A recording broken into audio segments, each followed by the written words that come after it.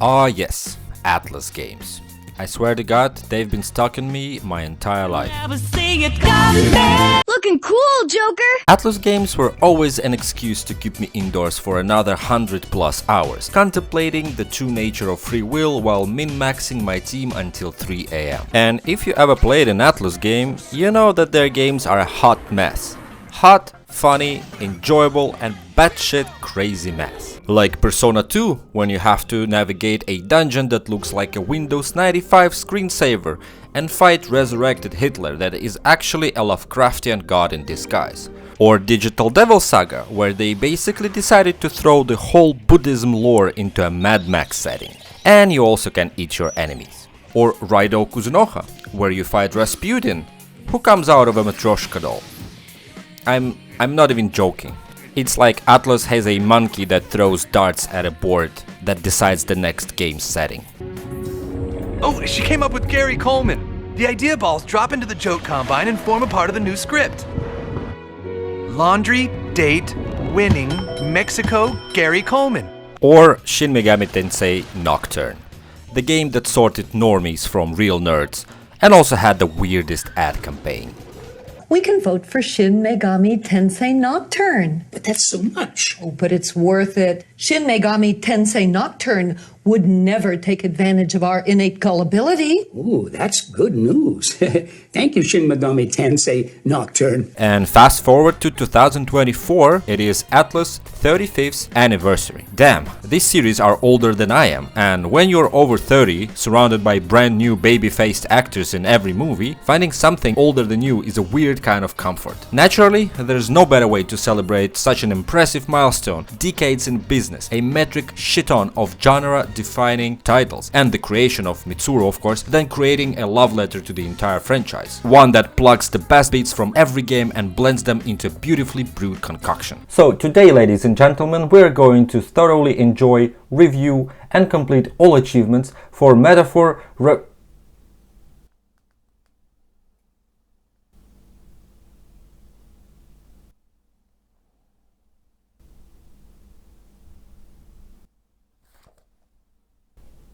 Okay, who the fuck? In this gaming land, road to platinum, victory's anthem, grinding through the night, gonna shine so bright.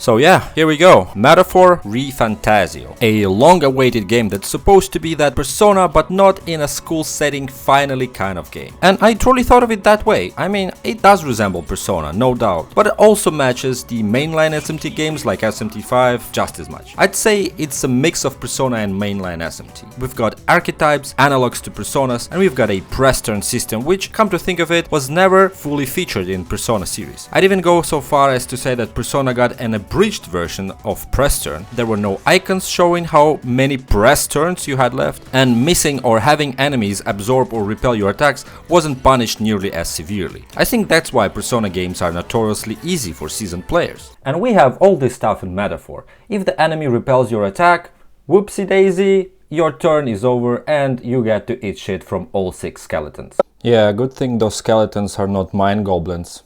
What? What mind goblin? Mind goblin this Playing on hard was actually challenging for once, and I even caught myself adjusting archetypes and trying different team setups just to get through a dungeon or a boss. I know, crazy. And I'm not ashamed to admit that at few points in the early and mid game I lowered the difficulty to normal or easy just to push through some particularly tough optional dungeon. Because sometimes enemies one-shot your entire party with little you can do. But of course, everything depends on the archetype. Special spirits of ancient kings that grant your character specific specific abilities. Basically, it's a job system from Final Fantasy Tactics. Yeah. The coolest thing here is that while most characters are inclined to learn certain archetypes over others, there are absolutely no restrictions. Every character can learn every archetype and still be viable. No one stops you from making a party full of mages or, God forbid, dragoons and clearing the whole game that way. Yes, it'll be more challenging than using a balanced team, but the point stands, no restrictions. And when you add skill inheritance to the mix, you can truly create broken parties that steamroll everything. Of course, archetypes range in usefulness and general party roles from casters, debuffers and healers on one side to the ridiculously blow everything to oblivion with Basilio and not give two fucks approach on the other hand.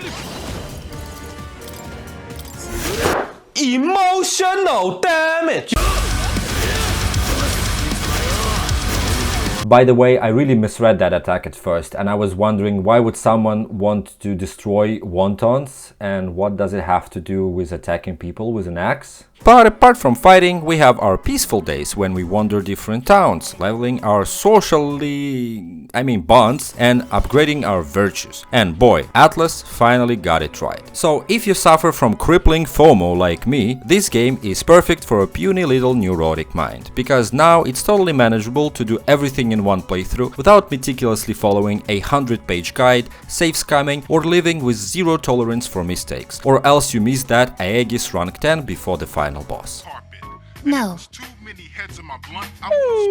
So Metaphor has 14 bonds, with one being story driven. That's 10 fewer than Persona games, and my god, it makes the whole thing so much more enjoyable. Plus, each character's story is actually quite good, and your main hero is fully involved in it. There are constant roadblocks in the form of virtue checks, but they are manageable and keep you from getting overpowered archetypes too early. Each bond is tied to a certain archetype branch, unlocking better tiers of that archetype the more you progress. If the character is part of your main party, they will even unlock their special archetype at max level, but only around mid-game. There are, of course, some questionable decisions, like introducing enemies that react to certain archetypes in a certain way. Like in the very first optional dungeon, you get a notification that enemies will become enraged if they see a mage in your party. That pushes you to inherit healing or magic from those archetypes and focus your team around Seeker and Knight that are available at this point of the game, and that's actually quite cool. But you know what? That's the first and the last example of this mechanic in the game. Why? No idea. Maybe they realized you'd have too many options, plus you can inherit skills, plus you get more inheritance slots in the mid-game, so this whole mechanic would be like a minor annoyance at best, or probably would be completely ignored. But just like, don't tell me that they couldn't have spliced it up more. I don't know. And another thing is that in this game, we can manually level up stats for our main character, like in other SMT titles. Yay, finally I can fulfill my dream of creating an agility-based build for my MC. Literally said no one ever. Really. Remind me again, is there any reason to level up anything other than intelligence or strength? Actually, scratch that. Is there any reason not to pump intelligence only? I think by now the community agrees that magic dominates the early game, and after you get your MC's ultimate archetype, it actually doesn't really matter anymore, because the best skill in the game scales off your highest stat. Plus, when you change archetypes, they give huge bonuses to their respective main stat, so your build doesn't really affect much. Finally, there's the overworld combat, which can be fun, but also a bit annoying. It's not Dark Souls, so it's a little clunky and you'll need some time to get used to it. The gimmick is that you can deplete an enemy's defense. The gimmick here is that you can deplete an enemy's defense gauge, stun them, and enter battle to gain an advantage. It's risky because the enemy can do the same to you, and you don't really have a defense gauge, so one enemy hit equals your entire team gets wiped, most likely. To be honest, I was never a big fan of Persona's Attack the Shadow from behind gameplay, so overworld combat felt like a drag. It wasn't until the end of my second playthrough that I realized you don't even need to deplete the defense gauge. Just sprint to the enemy, press triangle, and you'll enter the combat, and you will have the first turn, so it sounds good enough for me. On the flip side, overworld combat was mainly how I grinded for experience in the endgame. If you're a few levels stronger than the enemy, you can outright defeat them in the overworld. You'll earn less experience and money, but you'll do it 10 times faster. And if you find a certain spot where enemies respawn, you can farm them indefinitely, raking in levels and cash like crazy. I mean, poor fish dudes, man. I mean, we really need statistics from Atlus on how many of those were killed overall across all players. With that being said, let's go over the story. But, you know, just the premise, because we'll cover the whole narrative while pursuing the achievements anyway. So, yeah, spoilers ahead, just in case if you haven't played the game, mind that there will be spoilers of everything, most of the plot points. So yeah, you have been warned. So the world of Metaphor is a peculiar place, a fantasy realm with 8 different races, all humanoid but not exactly human. In fact, our main character looks like a classic human because he has homophobia, but turns out to be an Elda, a race that was outcast a long time ago. And there are so few Eldas left that we basically won't meet any in the entire game. And of course, in the best fashion of any multiracial world, all these 8 races vehemently hate each other for one reason or another. I actually like how they decided to mix up the usual stereotypes about fantasy races. For example, the Rosant tribe has pointy ears reminiscent of elves, and well, my initial perception was that they be rangers or mages, but psych! They are known for being great warriors. The story begins with Louis, the typical who would have thought he's the main villain type of guy, killing the king of Uchronia in his sleep. Considering the king's heir, the prince, was also assassinated a few years ago, that leaves a massive power vacuum, and the High Lords are frantically trying to decide what to do next. At the same time, we start our journey as Will, a young mercenary accompanied by his fairy companion Gallica, en route to the capital of this world, Grand Trad. At first, it feels like some kind of Zelda spin-off, but we're quickly thrown into the action when the caravan we're traveling with is attacked by bandits. We escape into the desert, navigate our way through, and finally reach the city. And from here we can truly begin our platinum journey, so buckle up and let's go!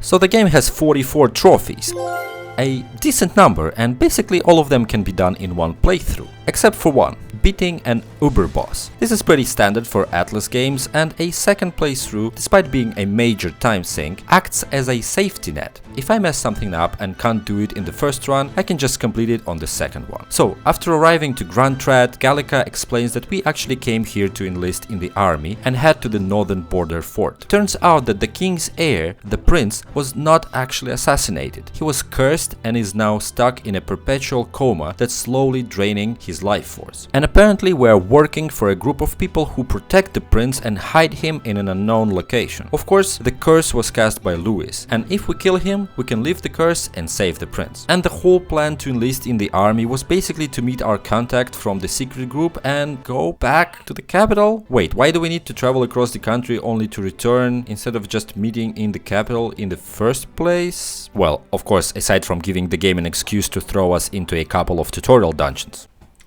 Yeah, well, at least I'm not here to criticize the story. Yeah, that's just because you're a pussy.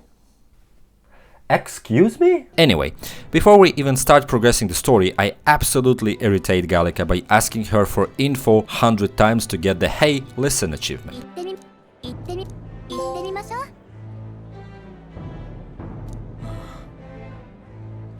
Funny thing is, I rushed to do it just to see if I could break into the top 50 of people who earned this achievement in the first place, and what do you know, I was around 25th place with that achievement. And I swear I took the screenshot of it, but I for some reason cannot find it anywhere, so yeah, just trust me, bro. But of course, after a few days, a bunch of people synced their achievements on PSN profiles and I fell out of the top 50. Same thing happened with Persona 3 Reload Platinum. Not that I'm ranting, but that's why I don't even attempt going for world's first achievements and other shit like this, because it's basically impossible. Hell, the first guy who got the Platinum in Metaphor actually did it on September 26th. Just for context, the game was released 3 weeks later, on October 11th. Anyway, we enlist in the army and soon head to the northern border fort. We meet and befriend Stroll, a disgraced noble Clamor. Clamor are horned people, and upon arrival quickly realize that something is wrong. Of course, the northern border is under attack by monsters and we rush together with Stroll to help. We complete the first few fights and eventually manage to get one of the enemies stunned by attacking them from behind, which nets us our second achievement, Stunning.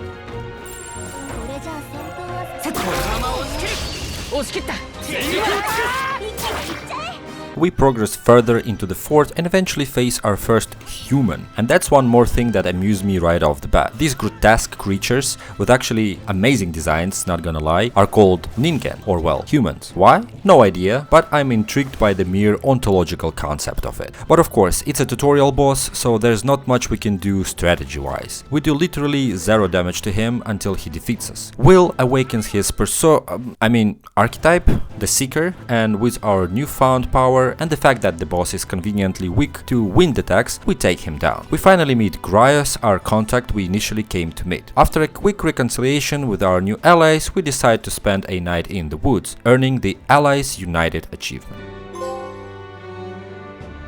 気を失ってるだけのようだ。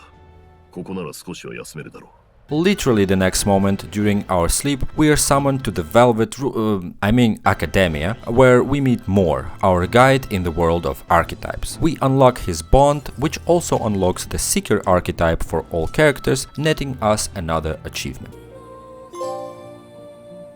君とは近いうちにまた会うだろう。 The next day we arrive at our first dungeon, the Nord Mines. Graius says we can't take our usual route because other soldiers in the northern fort saw us using archetypes or some shit and now we're under suspicion. Of course, the only other road is through the monster-infested mines. We head in and quickly fight our next boss, Captain Klinger, and also witness Stroll awakening his archetype, the Warrior. We defeat Klinger and also get a bond with Gallica, which unlocks the Mage archetype, something we can assign to Graius or use to build a more balanced team overall. After that, we proceed through the dungeon, defeat an optional dragon boss by literally switching everyone to mages and spamming ice spells on the poor Drake, earning a cool sword in the end. We also defeat a human boss and shatter the Melancholia crystal, basically the source of corruption in this area, and finally make it out of the mines, earning the Out of the Fire achievement.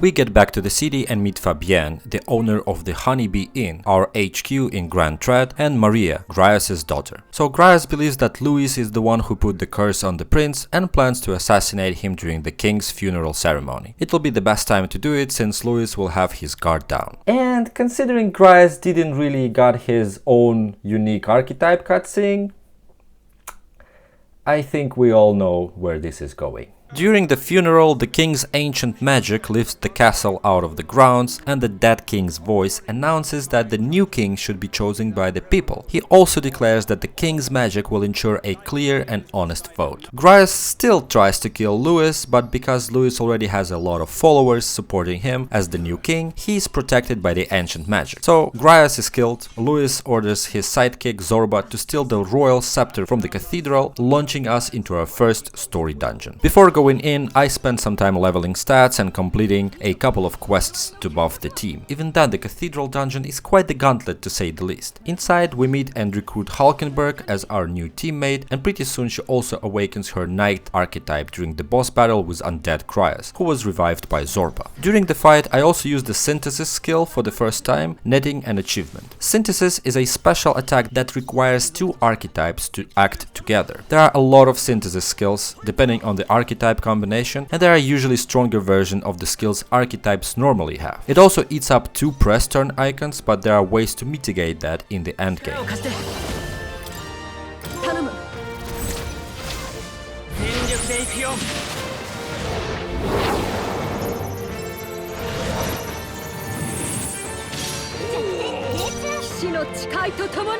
Next, after quite a few floors and puzzles, we get another achievement for finishing 50 battles without taking damage.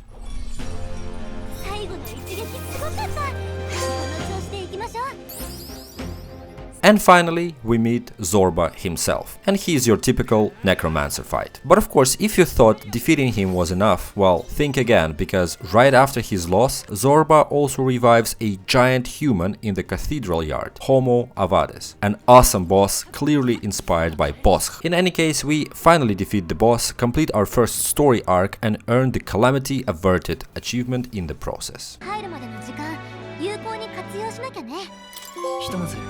技を磨こう。そうだな。戦力強化は今と言わず常に目指すべきだ。After we clear the cathedral dungeon, I still have some time left until the deadline, so I use it to progress a few bonds. I also start a bond with Maria that unlocks the healer archetype and Brigitta, which unlocks the merchant archetype. The merchant is quite interesting because it allows using money instead of MP, and most of these skills deal almighty damage, so having access to those skills is actually pretty handy in the early game. I pick up a few miscellaneous achievements like buying an item from a shop with a discount, purifying a piece of equipment in the church, and also defeating a bounty for Monster Hunter.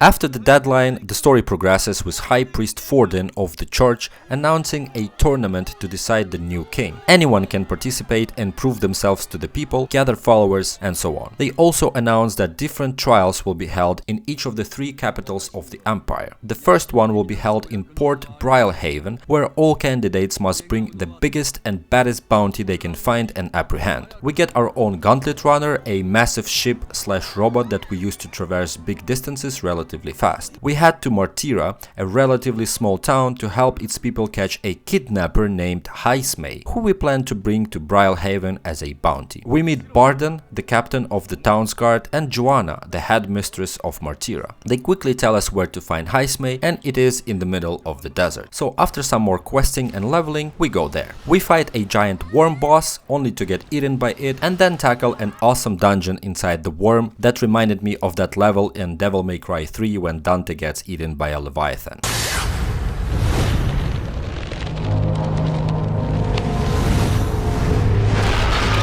During this dungeon, Stroll's archetype also reaches maximum rank of 20, earning us the Archetype Adept achievement.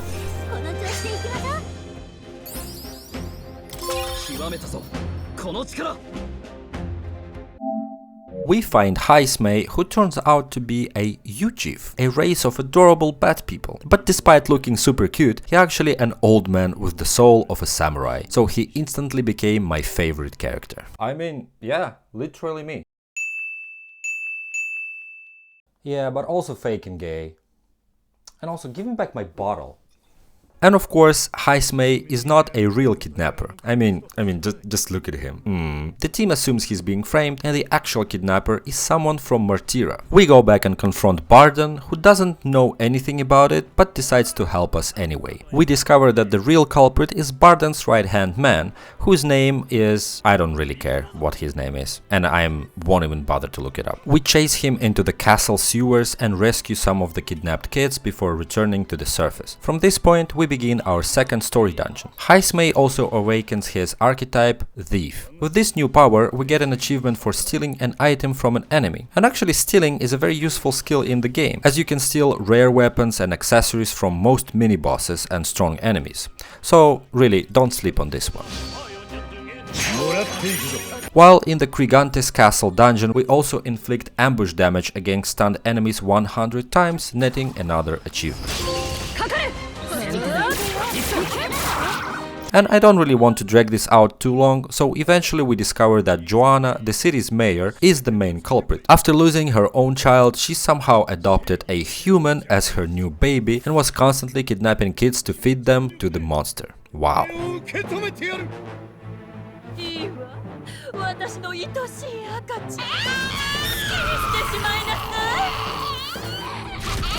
Fuck this. Did you see this? Look at this. We defeat her and her monster baby, and again, the design of humans is just amazing.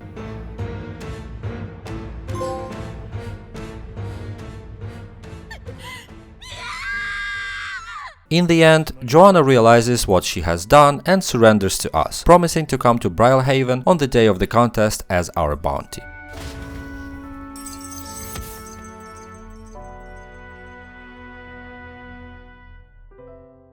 During the intermission, I picked up a couple of achievements as well, like helping cook a meal at the inn with Maria and defeating 10 Elementas, this game's equivalent to Golden Hands or Magatamas.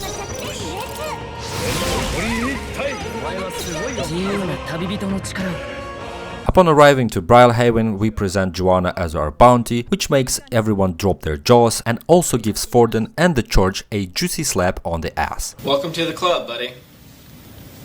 Since Joanna is a high-ranked church official, Forden executes her after she confesses her sins, and this is supposed to be a very touching scene, but remind me again why I need to feel bad for a serial killer who fed who knows how many children to a monster? Yeah, I'm not sure either. In any case, we get noticed by Lewis and we try to ingratiate ourselves with him, with, well, mixed success. He invites us to attend a party for high-ranking officials aboard his Gauntlet Runner, which is basically the size of the city. And this becomes our next story dungeon, where we need to gain access to Lewis' quarters before the party and try to uncover the secret formula for the curse he put on the prince. The Charadrius dungeon, and it's the name of Lewis's Gauntlet Runner because, yeah, well, it is very similar to a typical dungeon from Persona 5, where you generally have to secure a safe route to the needed location that you'll use during the heist. We do exactly that, defeating several bosses along the way and eventually securing the route. On the day of the party, we sneak into Lewis's room, find the formula and recruit Juna to our team. She awakens her archetype Masked Dancer,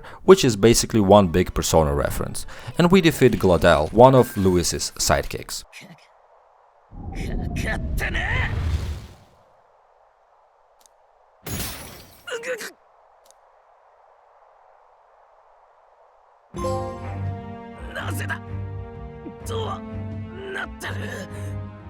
I do some side questing and leveling and actually unlock special experiments in Academia. You see, the Dancer archetype can equip special masks that give it a brand new set of skills. Basically, there are masks for each archetype in the game, making this archetype more flexible, because you can inherit skills from one archetype and then use the mask to grab skills from a completely different one. So eventually you can turn Juna into an unstoppable mage or a buff machine. By crafting our first mask, we also earn for Science achievement.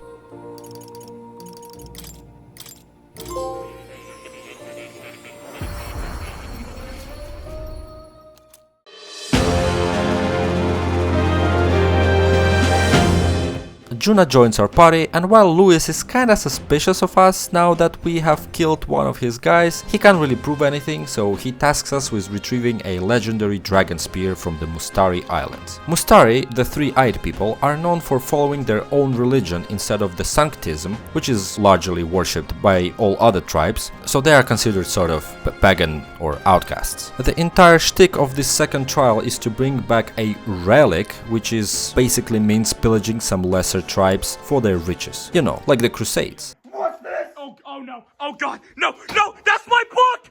What? Lewis sends two of his sidekicks with us, brothers Basilio and Del, so they can make sure we don't betray him or do something unexpected. We head to the islands, befriend the Mustari, learn about the Dragon Temple and save Yufa, sister of the tribe chief and a priestess destined to be sacrificed to the dragon. While exploring the dungeon, we also discover Dragon Grace Shinjuku, which I think references Shin Megami Tensei 4, where you think you're in a fantasy land only to discover that the bottom of the local dungeon is actually the last floor of like Tokyo Skytree. By the way, it was an awesome twist. So yeah, what we discover in that dungeon is that the world of Metaphor is basically our world after people discovered magic, summoned a crap ton of monsters and dragons, went nuclear and went extinct. All the tribes left are basically former humans mutated by Magla or genetically modified for some war-related purpose. We persuade Yufa not to sacrifice herself to the dragon and claim the scepter for ourselves, earning the History Untold achievement.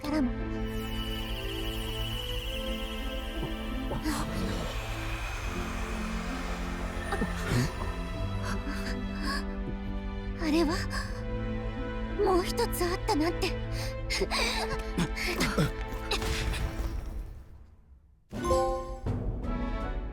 れまで知られていなかった壁画か。 We also low-key convince Basilio and Del that we are the good guys, so yeah, that's nice. And there's also a cool sequence where the entire team participates in a Mustari festival, which involves eating a strange type of berry that makes everyone high as hell.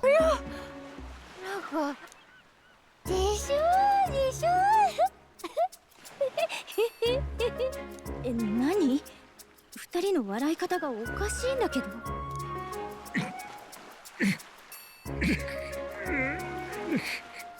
こっちは泣いてる。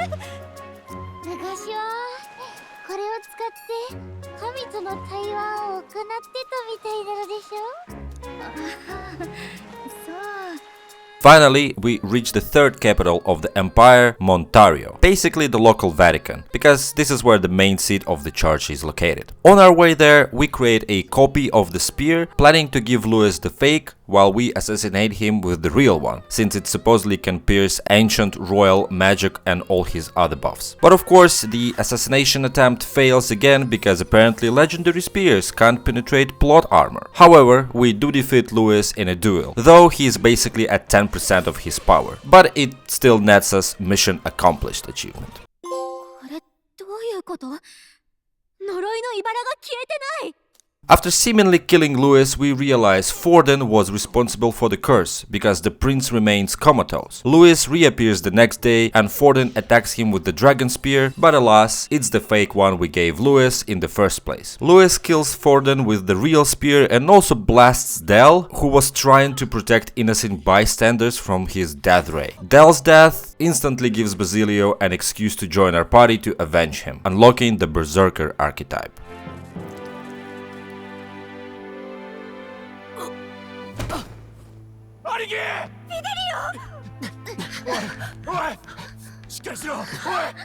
We have some free time after that, and I use it to finish debates with all possible candidates, earning the Debate Me trophy.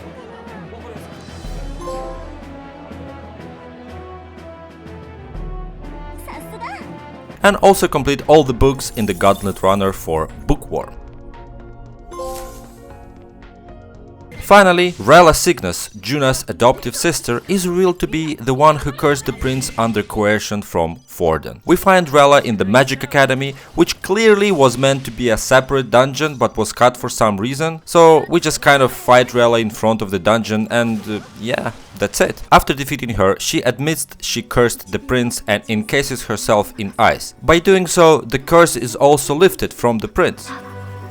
これからも私の憧れたあなたでいてね。でも、もう少しだけ見てみたかった。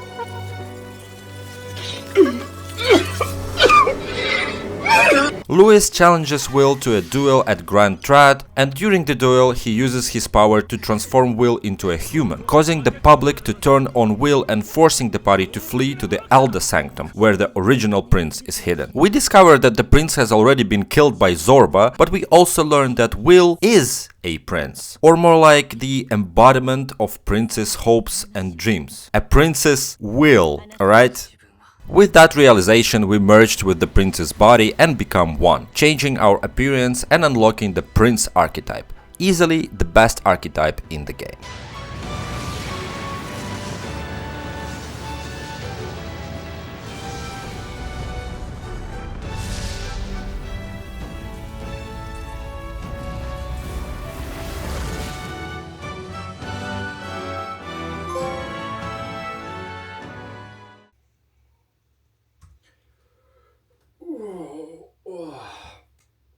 Alright, time to take a break.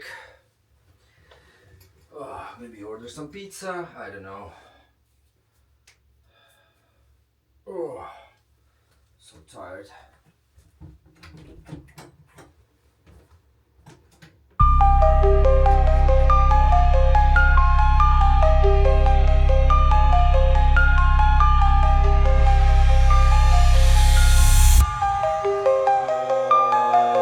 Call me human Wu-Tang, cause my rhymes are kung fu. When I come to your doorstep, I knock like 1, 2. I am my own archetype, cause I ball like Sun Tzu. And my bars are sustenance, I call them sublime spoonfuls. Welcome to the dragon trials, you devourer of dicks. I'll debate you on a stage and get a boost to eloquence. Armageddon's final sire to your face, cause I'm the prince. I will call you Catherine, cause you just cannot win this. My balls are so ginormous, had to buy them, gauntlet runners. These mustardy chicks that thirsty, I let them suck off all my magla.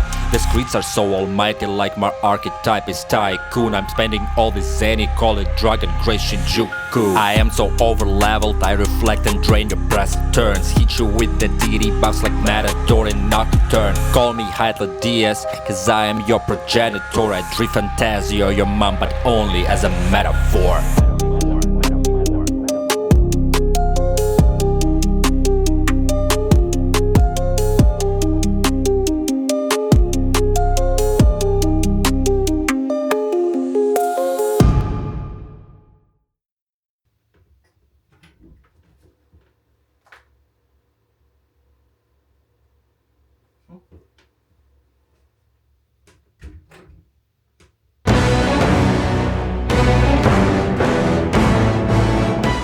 And alright, welcome to the Endgame. We're giving around 3 weeks of free time to complete as many tasks as possible and prepare for the final fight with Lewis again. During this section, you can find special quests given by Mustari travelers to kill secret dragons at 3 towers located to the west, east and south of the world. I call them secret because these quests don't really show up on the minimap, but will appear if you actually spot the Mustari while running around. You need to take some effort to discover them, but it's not a huge secret. Killing all 3 dragons takes quite a bit of time because these battles are challenging and require extensive preparation and leveling. Moreover, each dragon is different and calls for a completely unique approach. But ultimately, well, every battle is more of a puzzle fight. Once you understand how to counteract a dragon's gimmick, it becomes quite easy. On the other hand, it does teach you a lesson or two about the game's mechanics, like how to utilize your equipment more efficiently, to mitigate status elements for example, or how to strip an enemy of all their turn icons by dodging or reflecting damage. Which is pretty cool, and it will actually be very useful later. Nevertheless, while I was grinding levels for each of the dragons, I managed to get a couple of new achievements. Namely, teamwork makes the dream work for doing 50 different synthesis skills.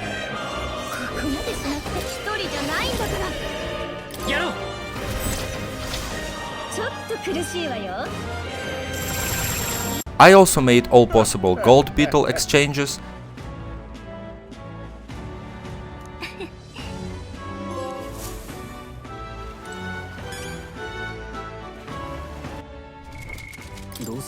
Visited all small towns on the map. You already know what it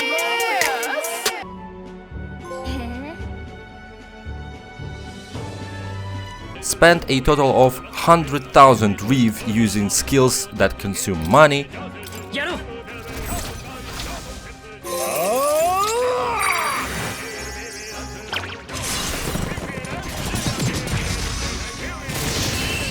And collected all drawings of the journey.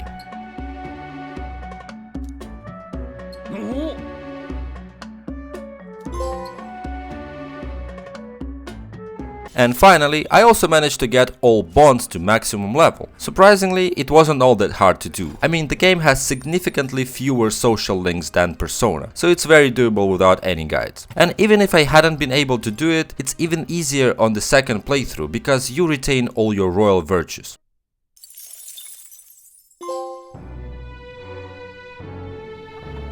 At the same time, I also managed to defeat the Elegy of Souls, which unlocks after all 3 dragons are defeated. Elegy of Souls is a doppelganger boss that takes the form of the main hero and cycles through all archetypes round by round. In the end, he will inevitably summon the Prince archetype as well and use the unblockable 9999 damage tag to wipe the party. So this boss is basically Margaret or Elizabeth from Persona, or another endgame uber boss from Shin Megami Tensei. In any case, he is more of a fair fight and a DPS check, if you will, where you must maintain your pacing, keep him debuffed at all times and hit him with your hardest attacks, ideally by creating weaknesses, because he has none, and increasing your turn count. It was definitely the longest fight out of all the dragon trials, but in the end I got him down, picked up a cool sword and got an achievement.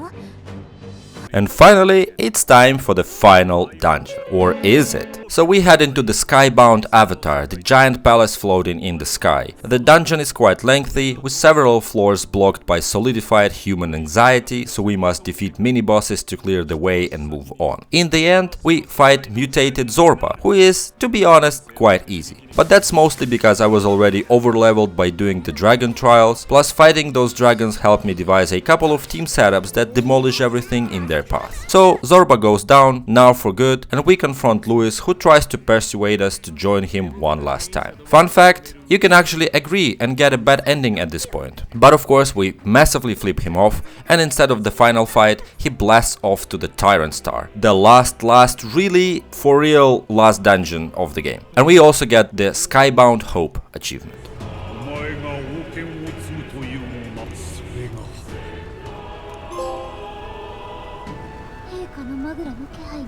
And after that we are actually giving another month to wrap things up before the end of the game, which is very generous. So really, unlike Persona, this part of the game really gives you a lot of free time to tie up all loose ends. And we don't really have much to do by this point. So I finish a couple of quests and dungeons, which also unlock worldly wisdom for discovering all locations on the map.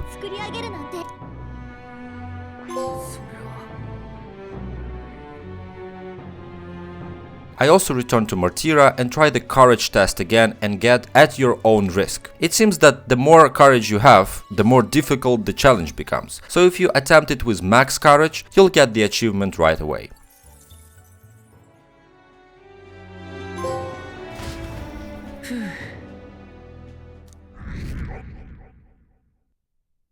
And after that I decide to tackle the Colosseum. And this is where I got a bit worried, to be honest.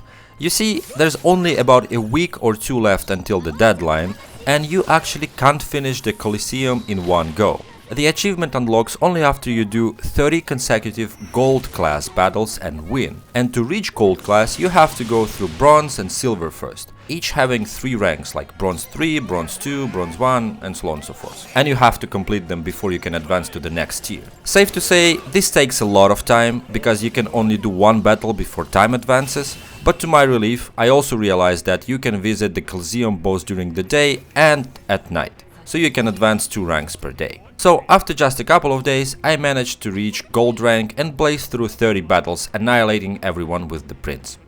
Whew!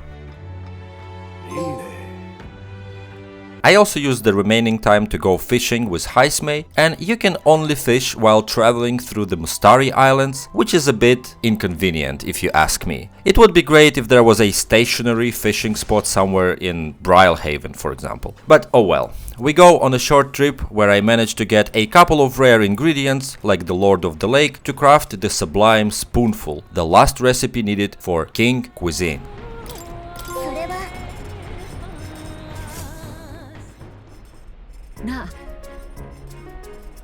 And after that I venture into the last dungeon, the Tyrant Star. And to be honest, this is where I realized that I'm kinda exhausted from the grind. You see, there are several mini-bosses in this dungeon, basically recallers of the story bosses we've encountered throughout the game. By defeating them, we significantly weaken the final boss, but to get Star Shatterer achievement, we have to skip all the mini-bosses and fight the final boss at his full power. The dragon trials already took me a lot of time, and considering we need to fight the final boss without weakening him, I knew I had to do even more grinding. I did this for a couple of days, long enough to grind enough resources to craft all masks for Dancer and all vessels for Summoner archetypes, earning the Summon Mask Time achievement.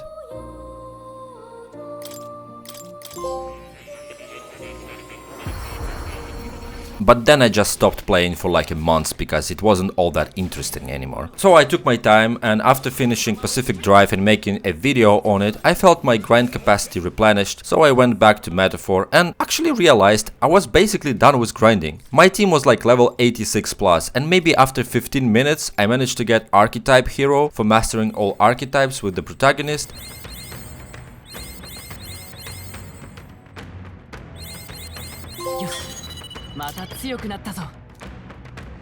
And I realized that I'm basically ready to challenge the final boss. And of course the final boss is Well, Louis himself. He has 3 stages and my god, the design is awesome as always. In typical Megaten fashion, his first stage resembles Lucifer, the second stage is definitely Satan from Dante's Inferno, and the third stage, I don't know, let's call him a biblically accurate Louis, because he really looks like those angels from Shin Megami Tensei 4. And actually, somewhere in the middle, we also fight Mor, who turns out to be Hythladius, basically the late king and our father, and he kind of explains that the book that he's written that we are showing to all of our teammates about the utopia where people are basically at peace with each other, everything is cool, equality everywhere.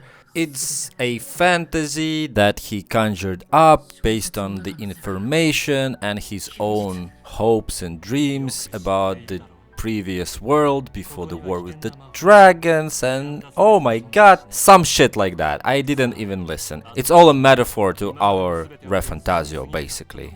But yeah, to be honest, it's actually a very cool concept because basically you don't really understand what is fantasy and what is reality. I mean, might have been that in the real world that Mor is describing, metaphor ReFantazio, like metaphor world, is a fantasy, which basically true because in our world it's a game, right? But in their world, our world is a novel, so yeah, hello, pataphysics department called type of shit. Nice. So fighting him at full power is not easy, of course, but thanks to all the extra leveling and also thanks to Heismay, who managed to dodge most of his attacks and strip Louis of his turn icons, I managed to defeat him. With that, we basically complete the game and get Star Shatterer for defeating Louis at full power and help anyone in need for completing all quests in the game.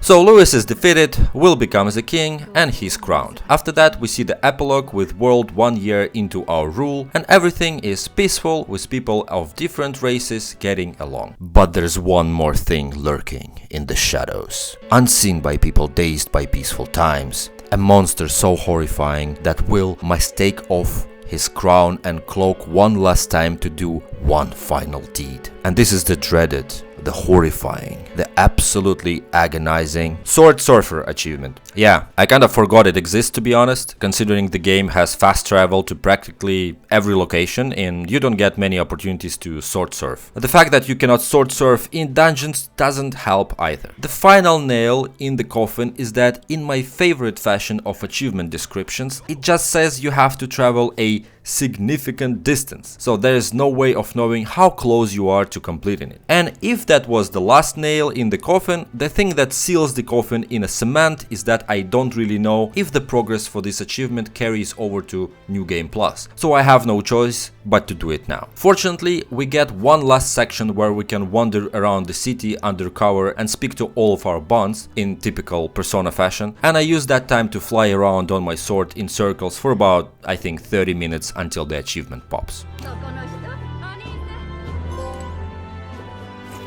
And after speaking with everyone, Will decides there's much more he has to do than just sit on his butt in a palace. He gathers his trusty companions and heads off on another adventure. Well, I guess that's what you get when you vote for a 16-year-old kid as your king. But, you know, that's not my problem anymore.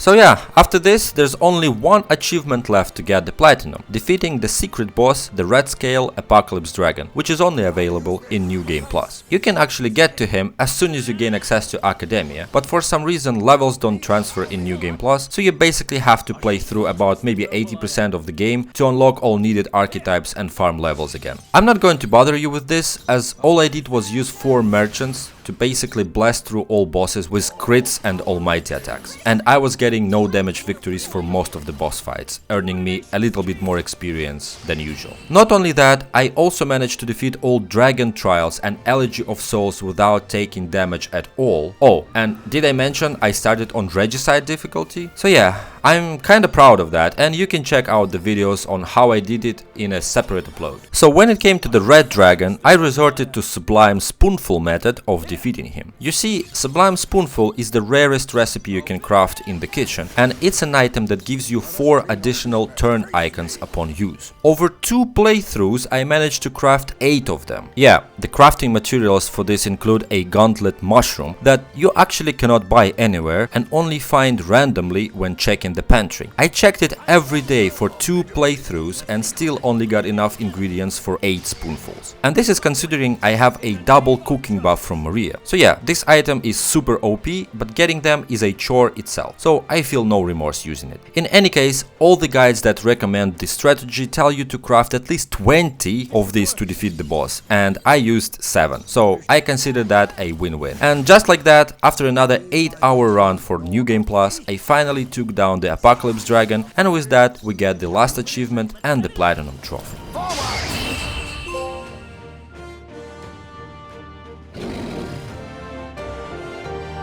They're down! Right? They have to be! Right?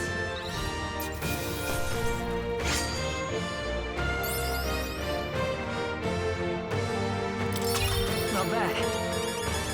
You pick up your palette knife and then work that into meat. Give your meat a good old rub. That's it. Nice and hot. Hot, spicy meat. Yeah, boy. That's it. That lovely? Not bad at all. Alright, wow, what a great game. And you know, despite a couple of drawbacks that Metaphor has, I can't really complain much about it.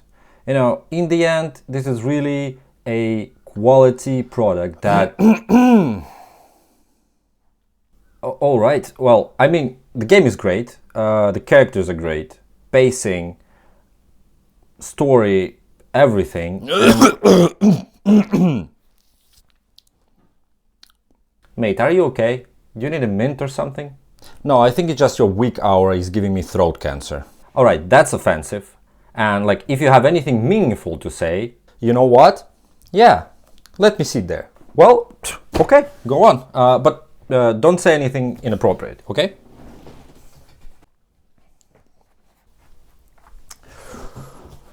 Whew, so that's how real power feels like. Alright, so right now, you little pussies, I'm gonna tell you all the truth about your puny little game. Alright, first of all, I don't know if anyone noticed, but the main character and the whole story around the elections reek of Mary Sue logic. I mean, like, do you need a gauntlet runner? Sure, the teammate you met just 5 minutes ago happens to have a friend who has one and will be providing it for free. And not only that, it is some kind of experimental teleporting gauntlet runner, because of course it is. And the whole story from start to finish is like this. Anywhere you go, things just kind of fall right into your hands with little to no effort. Yeah, the characters that you meet along the way are great, and most of the story arcs are interesting, but the feeling that you just have things go your way just like that hasn't left me until the very end. And speaking about the end, I don't know why, but maybe because of the whole story being overly vanilla, kind of felt that the epilogue sequence is also just fucking stupid. 1 year has passed and somehow all people just stopped being racist to each other and everything is sunshine and rainbows now. We have a couple of characters mentioning that there's still problems to address, but there's no evidence to that, and I'm sure these lines were inserted solely with the purpose of the whole ending being a bit less like a Disney movie. It failed anyway. And of course, the fact that the king of the country with all his team, who are valuable and influential political figures now and not just some mercenaries fighting for the greater good, leaves the capital in their gauntlet runner to go to a new adventure. It's just so... Hysterically nonsensical? Hysterically nonsensical. That I would imagine any kind of opposition present in the country would immediately play on this fact and usurp power in Grand Threat the moment this whole delegation of clowns set foot out of the capital gates. And really, like, don't get me even started on Louis. I mean, why do you have to go and make him so two-dimensional? The guy is just evil for the sake of being evil. And I like how he immediately says something to every new team member to give them a reason to hate him. Like, the fact that his orders led to the destruction of Stroll's hometown is, well, it's legit. But when he says that he would hypothetically destroy Yufa's home if needed, just so she has a reason to hate him, it's just... Ooh, I know this one. Cartoonishly dense. Wait, I actually love the game.